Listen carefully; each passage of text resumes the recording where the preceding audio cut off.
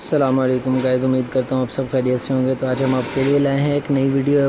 Oppo A57 है हमारे पास। हम आपको बताएंगे कि इसका पैनल रिप्लेसमेंट आप बिल्कुल इजी स्टेप्स के साथ किस तरह कर सकते हैं। तो सबसे पहले गुजारिश है उन दोस्तों से जो हमारे चैनल पर नए हैं, हमारे चैनल को सब्सक्राइब भी कीजिए और बेल आइकन को प्रेस कर लीजिए ताकि आने वाली लेटेस्ट वीडियो आप तक आसानी के साथ पहुँच सकें। तो चलते हैं अपनी वीडियो की तरफ।